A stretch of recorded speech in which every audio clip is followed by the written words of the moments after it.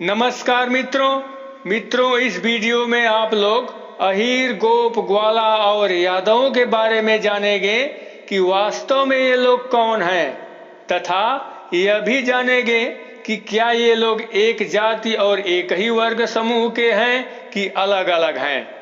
इसके साथ ही आप लोग यह भी जान पाएंगे कि महाभारत से लेकर सभी पुराणों में वर्णित छोटी बड़ी सभी घटनाओं के मुख्य हीरो अहीर, गोप, ग्वाला और यादव ही थे, जिनके इर्द गिर्द अर्थात साइड में अन्य लोगों का वर्णन मिलता है, जैसे बड़े बड़े असुर और अन्य घमंडी राजाओं का, जिनके घमंड और मान मर्दन को चूर चूर कर देने वाले अहीर, गोप, ग्वाला और यादव को ही बताया गया है, जिनके मुखिया थे यदुवंश शिरोमणि भगवान श्री कृष्ण।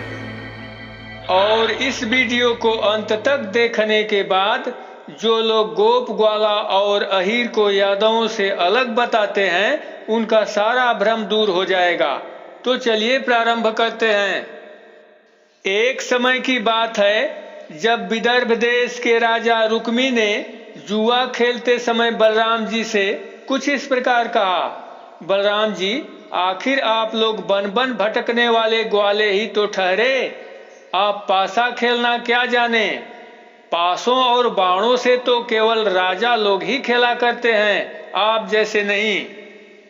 इसी तरह से युधिष्ठिर के राजस्वी यज्ञ में शिशुपाल ने श्री कृष्ण को कुछ इस प्रकार कहा, यज्ञ की भूल चूक बताने वाले उन सदस्यपतियों को छोड़कर यह कुल कलंक ग्वाला भला अग्र पूजा का अधिकारी कैसे हो सकता है।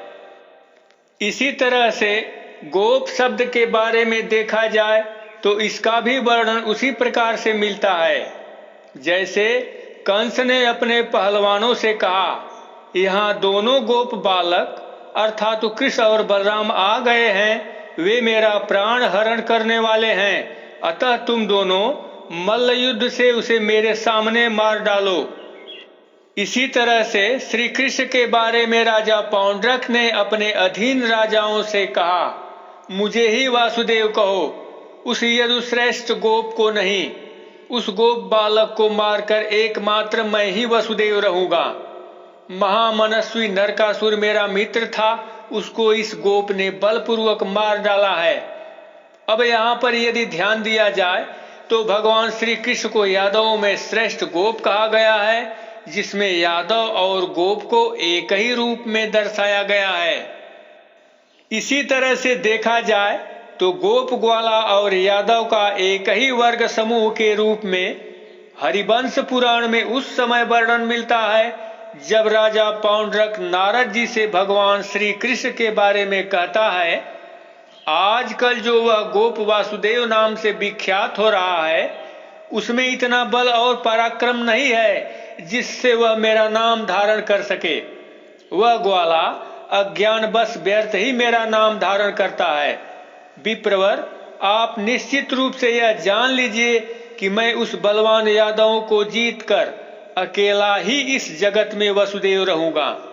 अतः यहाँ पर भी देखा जाए तो यादव वर्ग समूह में ही गोप और ग्वाला का वर्णन किया हुआ मिलता है। इसी तरह से भगवत महापुराण में भगवान श्री कृष्ण सहित सभी गोपों को इंद्र द्वारा कुछ इस प्रकार से संबोधित किया गया है, ओह इन जंगली ग्वालों का इतना घमंड, सचमुच यह धन का ही नशा है। भला देखो तो सही, एक साधारण मनुष्य कृष्ण के बल पर उन्होंने मुझ देवराज का अपमान कर डाला। कृष्ण बकवादी, नादान, अभिमानी और मूर्ख होने पर भी अपने को बहुत बड़ा ज्ञानी समझता है। वह स्वयं मृत्यु का ग्रास है, फिर भी उसी का सहारा लेकर इन अहीरों ने मेरी अवहेलना की है। तो यहाँ पर भी आप लोगों ने देखा कि श्री कृष्ण सहित सभी यादव समूह के अर्थात यादव वंश के ग्वाल और अहीर का एक ही रूप में वर्णन किया हुआ मिलता है। इसी तरह से देखा जाए तो हरिवंश पुराण के भविष्य पर्व के अध्याय 100 में भी पौंड्रक ने भगवान श्री कृष्ण को यादव और गोपाल नाम से संबोधन कुछ इस प्रकार से किया है। तदंतर राजा पौंड्रक ने भगवान श्री कृष्ण से कहा, ओ यादव, ओ गोपाल, इस समय तुम कहाँ चले गए थे? मैं इस समय तुमसे ही मिलने आया हूँ। आजकल मैं ही वसुदेव नाम से विख्यात हूँ। इस तरह से आप लोगों ने जाना कि भगवान श्री कृष्ण सहित सभी यदुवंशियों को गोप, अहीर, ग्वाला, गोपाल और यादव नाम से संबोधन किया हुआ वर्णन प्रत्येक पुराणों में मिलता है। इन नामों के अलावा कोई दूसरा नाम इनके संबंध में कहीं भी लिखा हुआ नहीं मिलता है। फिर भी कुछ समुदाय के लोग यहाँ पर अपनी चिड़िया बैठाकर और इन शाश्वत गोपाल, गोप, अहीर को हटाकर एकमात्र अपने को यदुवंशी बनकर श्री कृष्ण से अपना नाता जोड़ना चाहते हैं, जो कि उनके लिए एक दिवा स्वप्न के समान है जो कभी भी साकार नहीं हो सकता।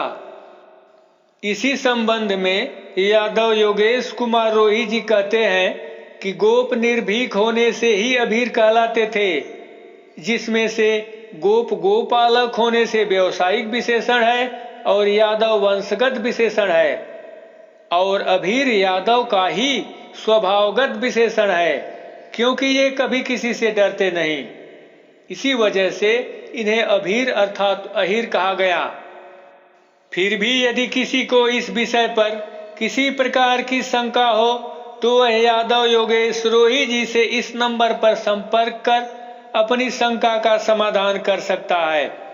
इनका यादव योगेश रोही नाम से ब्लॉग भी चलता है, जिसमें यदुवंश से संबंधित संपूर्ण जानकारियां वहां पर उपलब्ध है।